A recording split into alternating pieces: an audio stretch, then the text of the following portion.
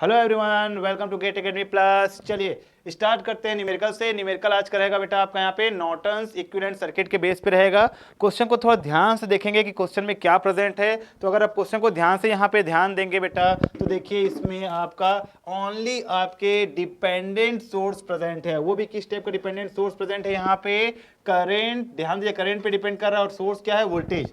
तो ये आपका करेंट डिपेंडेंट वोल्टेज सोर्स है। करेंट डिपेंडेंट वोल्टेज सोर्स आपका सर्किट में गिवन है। टर्मिनल आपका मेंशन है, ये आपका टर्मिनल ए है, ये आपका टर्मिनल बी है। क्लियर है? Terminal A and terminal B आपको वहां पे गिवन है। अब यहाँ पे अगर ओनली डिपेंडेंट सोर्स प्रेजेंट है, ओनली डिपेंडेंट सोर्स प्रेजेंट है, तो आप क्या लेते हैं? 1 वोल्ट की बैटरी चूज करते हैं। हमेशा क्या करेंगे? 1 वोल्ट की बैटरी आप यहाँ पे चूज करेंगे। तो पहले सबसे पहले क्या कर लीजिए? यहाँ पे 1 वोल्ट की बैटरी एज्यूम कर लीजिए। क्या कर लीजिए बेटा? 1 वोल्ट की बैटरी एज्यूम कर लीजिए। चलिए मैंने 1 वोल्ट की बैटरी एज्यूम यहाँ पे कर लिया। 1 वोल्ट की बैटरी मैंने यहाँ पे एज्यूम कर लिया। Plus and minus, right? Same step. जब भी आपका डिपेंडेंट सोर्स प्रेजेंट होगा सर्किट पे तो थेवेनिन्स और नॉर्टन्स का प्रोसेस सेम रहेगा। सेम रहेगा, ये चीज ध्यान देंगे, सेम रहेगा। क्यों?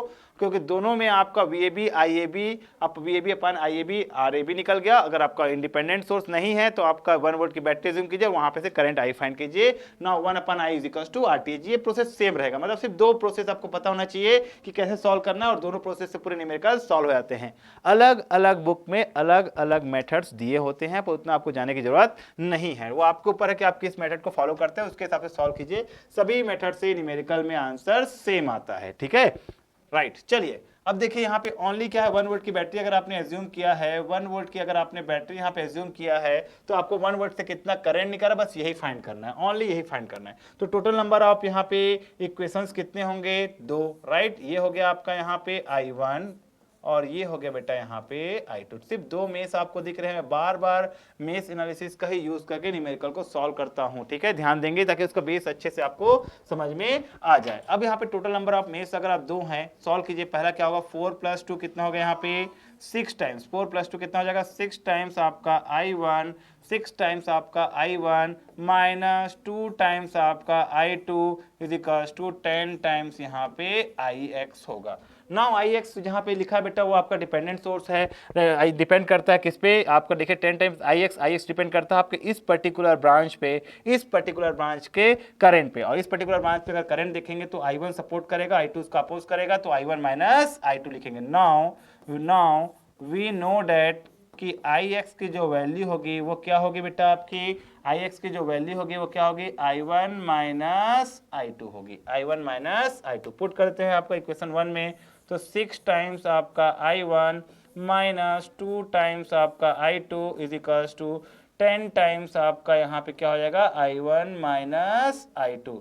सॉल्व करने से फाइनल आंसर कितना आएगा? 10 यहाँ पे माइनस 4 टाइम्स आपका I1 हो गया, माइनस 2 माइनस 10, तो ये आपका आ जाएगा यहाँ पे प्लस 8 टाइम्स आपका I2 इज इक्वल्स टू आपका 0 हो गया। इक्वेशन नंबर 1 आप लोग नोट कर लीजिए, ये आपका इक्वेशन नंबर 1 आपने मेंशन कर दिया बेटा। बहुत इजी है इक्वेशन नंबर 1, तो आप सॉल्व कर लिए। चलिए इक्वेशन नंबर 2 की तरफ बढ़ते हैं, सॉल्व करते हैं। टोटल नंबर ऑफ रेजिस्टेंस 3, 2 है यहाँ पे, 2 और प्लस 1, दैट मीन्स 3 टाइम्स आपका I2 माइनस 2 टाइम्स आपका I1। क्लॉकवाइज डायरेक्शन प्लस से आप माइनस जा रहे हैं, दैट मीन्स माइनस 1 वोल्ट। सीधा बात, माइनस 1 वोल्ट। अब टोटल नंबर ऑफ इक्वेशंस आपके 2 हैं, मैं बता चुका। टोटल नंबर ऑफ मेश 2, तो टोटल नंबर ऑफ अननोन्स भी 2 होंगे। 2 इक्वेशन बनेंगे, दोनों इक्वेशन को सॉल्व कीजिए। यहाँ पे कोई भी करंट सोर्स प्रेजेंट नहीं है तो आप डायरेक्ट इस क्वेश्चन को सॉल्व कर सकते हैं। देखते हैं आंसर क्या आएगा। -4 + 8, राइट? 0 -2 + 3 और ये -1। सॉल्व करने से आपको I1 एंड I2 का आंसर यहाँ पे आ जाएगा, राइट? तो I1 एंड I2 का आंसर कितना आता है यहाँ पे? I1 आ रहा है बेटा आपका 2 एम्पियर, राइट? एंड I2 आ रहा है आपका यहाँ पे 1 एम्पियर। I2 आ रहा है आपका यहाँ पे 1 एम्पियर। आपको फाइंड क्या करना था? I। नाउ आपको फाइंड तो I करना है ना, तो I is equals to minus आपका I2 होगा। डेट मीन्स आंसर क्या आ गया बेटा यहाँ पे? -1 एम्पियर। आंसर कितना आ गया? -1 एम्पियर। आंसर कितना आ गया आपका यहाँ पे? -1 एम्पियर। तो आप डायरेक्ट लिख सकते हैं आंसर आपके यहाँ पे। आंसर कितना आ जाएगा? -1 एम्पियर आ गया। ठीक है, नाउ आपको जो फाइंड करना क्या है बेटा, आरएबी, और आरएबी क्या होगा अब आपको मालूम है। नाउ आपका आरएबी क्या हो जाएगा यहाँ पे, आरएबी इज इक्वल टू मालूम है कि वीएबी अपान आई, वीएबी अपान आई, कौन सा आई जो आपका करंट वहाँ मेंशन किया आप लोग, आई वही आई होगा वहाँ पे, क्योंकि 1 वोल्ट बैटरी से कितना करंट रहता है, 1 अपान आई करेंगे तो टोटल आपका इंटरनल रेजिस्टेंस आ जाएगा, टोटल इंटरनल क्या आ जाएगा आपका रेजिस्टेंस आ जाएगा। तो 1 वोल्ट की बैटरी एज्यूम की और आई कितना वहाँ पे -1। जनरली आपका -1 का मतलब क्या हो गया, वहाँ पे करंट का जो डायरेक्शन है आपका, आपने जो एज्यूम किया कि आपका +1 से निकल के माइनस की तरफ जा रहा है बैटरी में, वो एक्चुअल बैटरी के अंदर आ रहा है, करंट क्या आ रहा है बैटरी के अंदर आ रहा है, बैटरी से रिलीज नहीं कर रहा, बैटरी आपका एब्जॉर्ब कर रहा है वहां पे, इसका मतलब ये हो जाता है। तो आप लिख सकते हैं 1 अपान आई मतलब 1 एम्पियर, डायरेक्ट आपका बोल सकते हैं इसको 1 ओम, राइट। यहीं पे लिख सकते हैं I equal to I two minus से, मतलब आपका करंट क्या हो रहा है, करंट का डायरेक्शन क्या हो रहा है बेटा आपका प्लस से निकल के माइनस की तरफ जाना चाहिए बैटरी पर, बैटरी में करंट इनसाइड आ रहा है मतलब बैटरी ऐसे चार्ज हो रहा है वहां पर, अगर 1 वोल्ट का एज्यूम कर रहे हैं तो बैटरी की तरफ जा रहा है मतलब वो चार्ज हो रहा है, चार्ज हो रहा है, वो क्या हो रहा होगा आपका चार्ज। तो यहाँ पे आंसर क्या आ जाएगा आपका 1 ओम। तो फाइनल इसका अगर आपको इक्विवेलेंट सर्किट बनाने बोलता है तो आपका आरटीएस, तो यहाँ पे वीटीएस तो 0 होगा, वीटीएच कितना होगा आपका 0, वीटीएच आपका 0, क्योंकि कोई भी यहाँ पे एक्टिव एलिमेंट नहीं है इसलिए वीटीएच 0, और आरटीएच निकालने के लिए आपको सर्किट को एक्टिव करना पड़ता है, इसलिए आप 1 वोल्ट की वहां पे बैटरी एज्यूम किए हैं, और ये आपका आरटीएच हो गया 1 वोल्ट की बैटरी, आरटीएच हो गया 1 वोल्ट की बैटरी, राइट। तो ये आपका ए टर्मिनल, ये आपका बी टर्मिनल, और ये आपका आरएबी, जो कि आपका आंसर क्या आ रहा है 1 ओम। ये आपका हो गया इक्विवेलेंट सर्किट। लेकिन ये जो इक्विवेलेंट सर्किट बनाए हैं आप, लेकिन ये जो इक्विवेलेंट सर्किट बनाए बेटा, ये क्या है, किस पे है बेटा, ये ध्यान सुनिए किस पे है,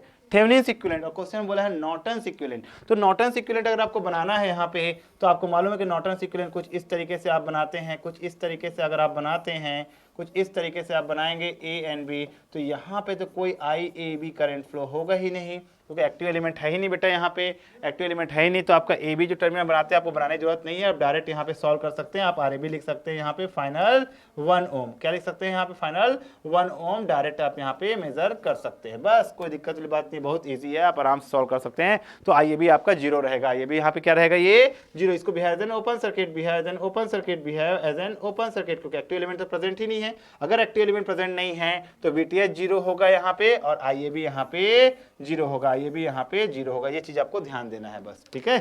चलिए मेरे ख्याल से क्वेश्चन समझ में आ गया होगा आराम से आपको, तो एक बार क्वेश्चन को अच्छे से, इस क्वेश्चन के बाद अच्छे से देख लीजिए। तो जितने भी आपके डिपेंडेंट सोर्स और only dependent source with independent source क्या है पहले वो ध्यान दीजिए, उसके हिसाब से सॉल्व कीजिए। सबसे पहला थेवेनिन्स थ्योरम में अगर ओनली आपका इंडिपेंडेंट सोर्स विद रेजिस्टेंस दिया है तो उसका प्रोसेस अलग है, आप देख चुके हैं, जो कि बी डबल के हिसाब से है। अगर आपका इंडिपेंडेंट विद डिपेंडेंट सोर्स दिया है तो अब थेवेनिन्स और नॉर्टन्स इक्विवेलेंट सर्किट का आपका प्रोसेस सेम रहेगा सॉल्व करने का, ओनली इक्विवेलेंट सर्किट डिफरेंट रहेगा बस, ठीक है। और अगर ओनली इंडिपेंडेंट सोर्स प्रेजेंट है तब आपको 1 वोल्ट का बैटरी एज्यूम करना पड़ेगा, मतलब सर्किट को एक्साइट करना पड़ता है, ये सब चीजों को आपको ध्यान देना है, ठीक है। उसके बेस पे मैं बहुत सारे न्यूमेरिकल करा रहा हूं, आप आराम से इसको देख के सॉल्व कर सकते हैं, ठीक है।